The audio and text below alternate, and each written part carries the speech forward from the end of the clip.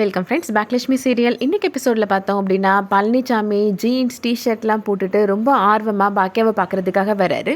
பழனிசாமியை இவ்வளோ ஸ்டைலிஷாக பார்த்த உடனே செல்வி சொல்கிறாங்க, என்னன்னே உங்களுக்கு 10-15 வயசு குறைஞ்ச மாதிரி இருக்குது அப்படின்னு சொல்கிறாங்க. இந்த ட்ரெஸ் உங்களுக்கு உண்மையிலே நல்லா இருக்குது சார் அப்படின்னு அமிர்தாவுமே சொல்கிறாங்க. பாக்கியாக்கா உள்ளே இருக்குது, போய் பாருங்கள் சார் அப்படின்னு சொல்கிறாங்க செல்வி. அமிர்தாவை பார்த்து செல்வி சிரிக்கிறாங்க. இப்போ என்ன சொல்ல வரீங்கக்கா, அம்மாவுக்காக தான் சார் இந்த மாதிரி ட்ரெஸ் பண்ணிட்டு வந்திருக்காருன்னு சொல்ல வரீங்களா அப்படின்னு கேட்குறாங்க அமிர்தா.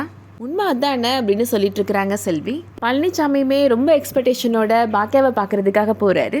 பாக்கியா பழனிசாமி பார்த்ததும் எப்போதும் போல கேஷுவலாக தான் பேசுகிறாங்க. ரொம்ப வெயிலாக இருக்குது, அதான் இந்த மாதிரி டிஷர்ட் போட்டிருக்கிறேன் அப்படின்லாம் சொல்லி பார்க்குறாரு பழனிசாமி. ஆமாம் சார், இந்த வருஷம் ரொம்ப வெயிலாக தான் இருக்குது அப்படின்னு மட்டும் சொல்லிடுறாங்க பாக்கியா. பழனிசாமிகிட்ட உங்கள் ட்ரெஸ் நல்லாயிருக்கு சார் அப்படின்னு ஒரு வார்த்தை கூட சொல்ல மாட்டேன்றாங்க. ரெஸ்டாரண்ட்டில் கஸ்டமரோட இன்றைக்கி ஒரு பிரச்சனை ஆயிடுச்சு சார், அதுக்கப்புறமா நீங்கள் கொடுத்த புக்லேருந்து ஒரு டிப்ஸை ஃபாலோ பண்ணேன் சார், எல்லா பிரச்சனையும் சரியாயிடுச்சு அப்படின்னு ரொம்ப பெருமையாக சொல்கிறாங்க. பார்க்கிங் பிரச்சனை சரியானதுக்கப்புறம் ரெஸ்டாரண்ட்டுக்கு நிறைய கூட்டம் வருது சார் அப்படின்னு சொல்லிட்டு ரெஸ்டாரண்ட்டை பற்றியே பேசிகிட்டு இருக்கிறாங்க பழனிசாமிகிட்ட. பழனிசாமி சரி அப்போ நான் கிளம்புறேன் அப்படின்னு சொன்னதும் சரிங்க சார் அப்படின்னு சொல்லிடுறாங்க பாக்கியா. பழனிசாமி கிளம்பி போகிறப்ப சார் ஒரு நிமிஷம் அப்படின்னு கூப்பிடுறாங்க பாக்கியா. ட்ரெஸ்ஸை பற்றி சொல்கிறதுக்கு தான் அவங்க கூப்பிடுறாங்க அப்படின்னு நினச்சி சந்தோஷப்படுறாரு பழனிசாமி.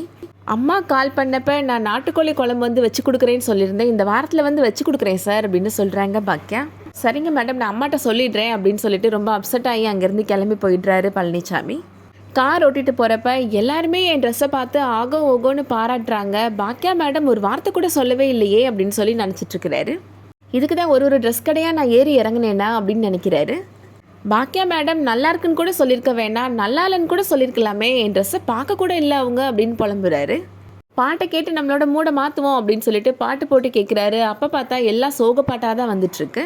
இதுக்கிடையில் மேனேஜர் கால் பண்ணி மண் வந்திருக்கு சார், அது எங்கே சார் கொட்டுறது அப்படின்னு கேட்குறாரு.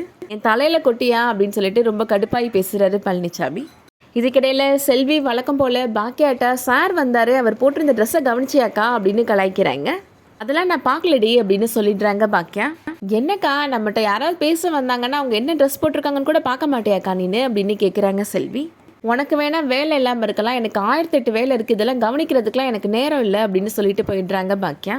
பழனிசாமி சார் ட்ரெஸ்ஸை பார்த்து அம்மா இம்ப்ரெஸ் ஆயிடுவாங்கன்னு சொன்னீங்க, பார்த்தீங்களாக்கா அம்மா அதெல்லாம் கண்டுக்கவே இல்லை அப்படின்னு அமிர்தா சொல்கிறாங்க. வழக்கம் போல் பல்பு வாங்கிடுறாங்க செல்வி. பாக்கியாட்ட வேலை பார்க்குற லேடி வந்து என்னோட பொண்ணு கன்சீவாக இருக்கா, ஹாஸ்பிட்டல் கூட்டிகிட்டு போகணும், ஒரு நாள் லீவ் கொடுங்கக்கா அப்படின்னு கேட்குறாங்க. அதை கேட்டதும் ராதிகா பாக்கியாட்ட அவங்க கன்சீவாக இருக்கிற விஷயத்தை பற்றி சொன்னது ஞாபகத்துக்கு வருது. அடுத்ததா பாக்கியா கிச்சனில் குக் பண்ணிகிட்ருக்குறாங்க.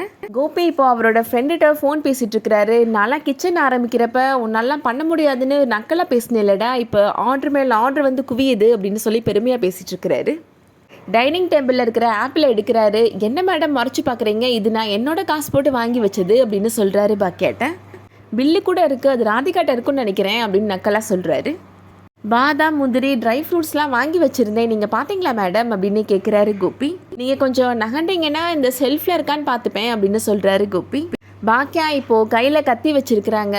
இன்னும் 10 நிமிஷத்தில் சமையல் முடிஞ்சிடும், நீங்கள் இந்த இடத்த விட்டு போங்க அப்படின்னு கோவமாக கத்தியை காமிச்சு பேசுகிற மாதிரி பேசுகிறாங்க. சரி அதுக்கு மேடம் இப்படி கண்ணை உருட்டி பேசுகிறீங்க அப்படின்னு சொல்லிட்டு பயந்துட்டு அங்கேருந்து போகிறாரு கோபி. பாக்கியா மற்ற நாள் மாதிரி இல்லாமல் இன்றைக்கி ரொம்ப கோபப்படுறா அப்படின்னு குழப்பத்தோடையே போகிறாரு. அதோட இன்றைக்கான எபிசோட் முடியுது. இந்த வீடியோ பிடிச்சிருந்துச்சுன்னா லைக் பண்ணிக்கோங்க. ரெகுலராக சீரியல் அப்டேட்ஸ்க்கு நம்ம சேனலை சப்ஸ்கிரைப் பண்ணிக்கோங்க. தேங்க்ஸ் ஃபார் வாட்சிங்.